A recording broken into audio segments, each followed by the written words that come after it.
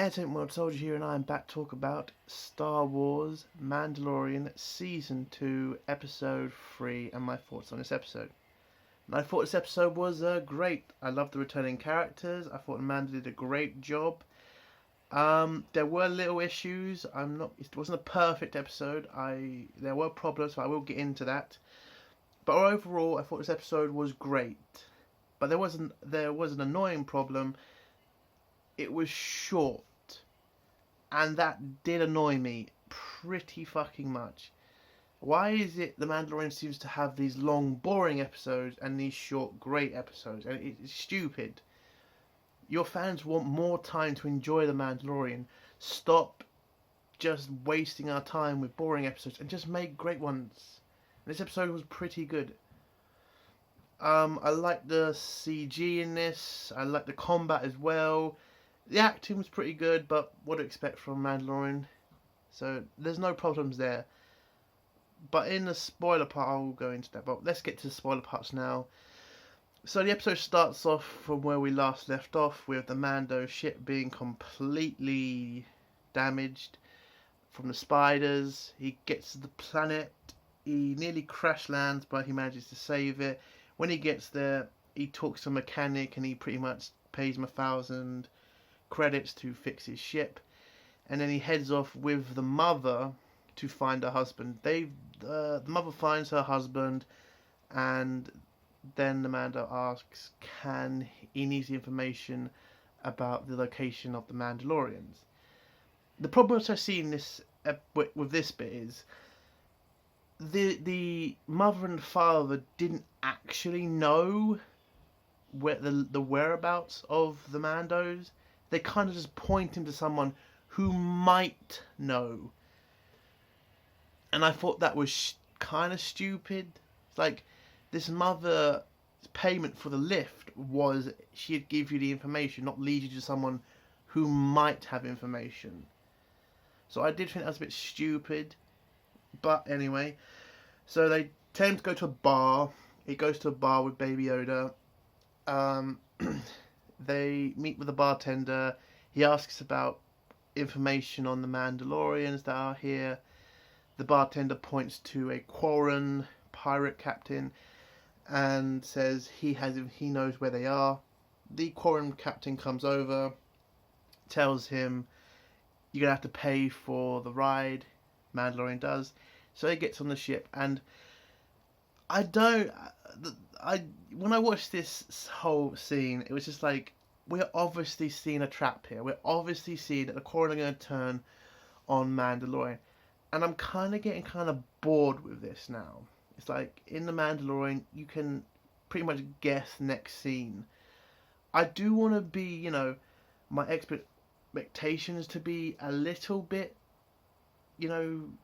turned around and maybe give me a surprise or something, but yeah, it was still good, but I saw it coming from a mile away what was going to happen with the Quarren.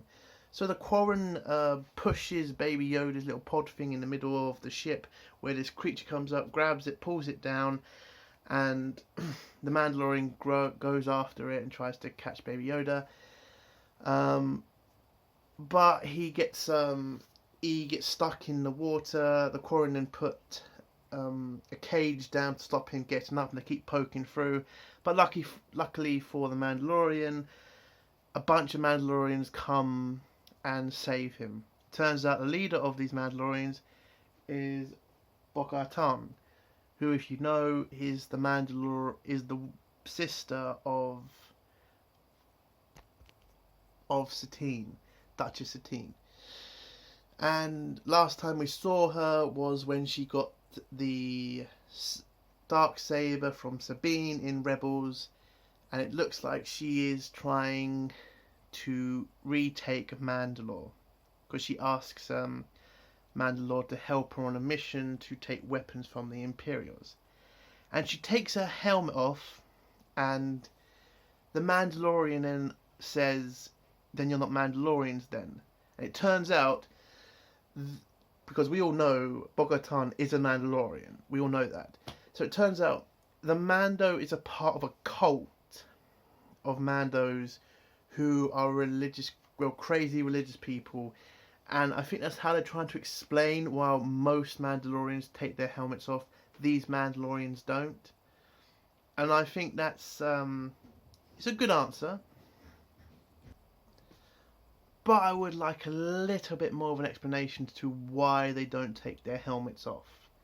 You know, just calling them a bunch of crazy religious people, fine.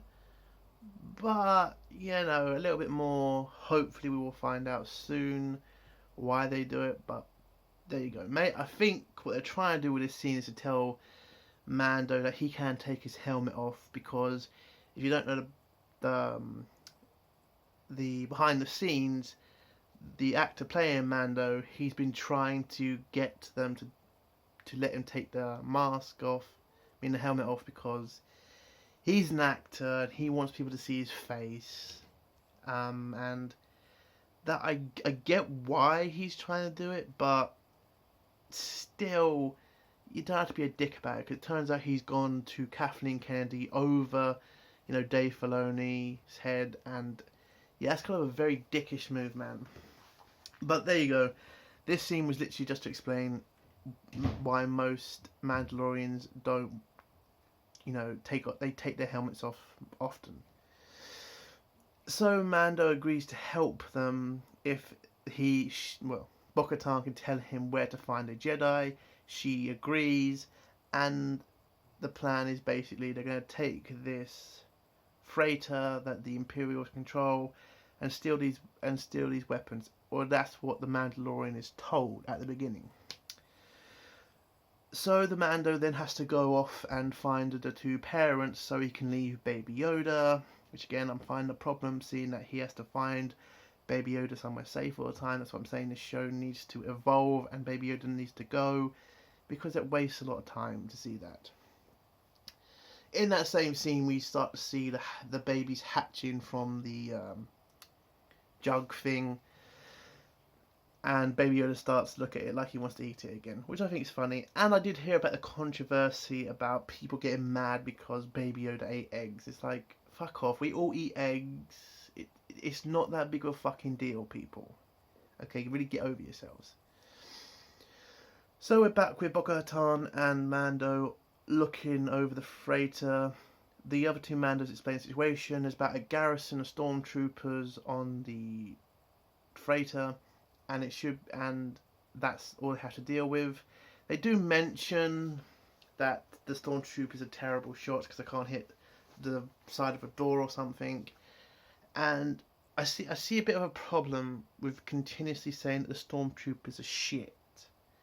Okay, you're making the stormtroopers look terrible. I know someone's going to say, what do you mean they're the bad guys? Listen, yes, but you need your bad guys to be threatening, okay?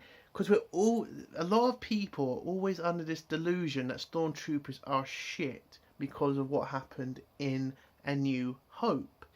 In A New Hope, Tarkin told the stormtroopers not to kill them. He told them to let them go, but make it look like they were trying to stop them. And this just destroys the stormtroopers if you keep saying that they're shit shots. They're not. In the same movie, Obi-Wan says that that the people who fired on the Jawas were crack shots. So stormtroopers, basically. So I do get very annoyed when we see this type of stuff and they're trying to make jokes about it, and it's just not funny to see stormtroopers getting their ass kicked because we've seen it a million times. So they jetpack up to the freighter. They manage to open one of the doors. They kick the crap out of hundreds of stormtroopers. They then head down to the weapons bay where the person in charge locks them in a room. Turns out that's what the Mandalorians wanted. They open up the back of the freighter and then everybody gets thrown out of the cargo bay. All the stormtroopers and the officer. Once this happens, the captain of the ship then calls for... Oh my god, I forgot his name. the big bad guy. I know I should know, but he's barely been in this show. And he asks him for help. But the general pretty much says to them, yeah, you failed. The only way you can win now is just to commit suicide. So the captain shoots the two pilots and then drives the ship all the way down to do a suicide run. So the Mando and Bo-Katan run up to the bridge. They get a little bit of fire from what's left of the stormtroopers, which I did kind of find weird. Like, don't the stormtroopers realise that the guy's trying to kill you?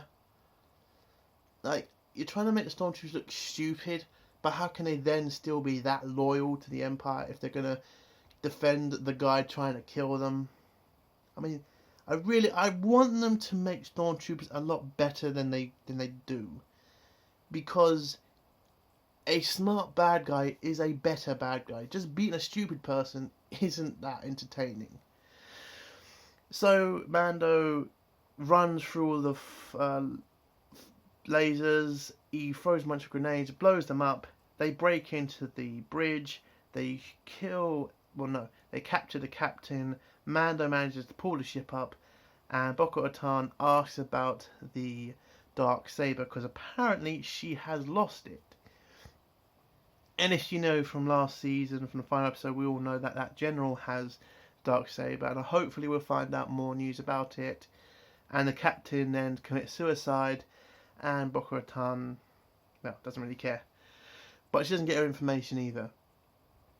They've taken the freighter. Bo-Katan thanks the Mandalorian. Mandalorian says, I just want the information.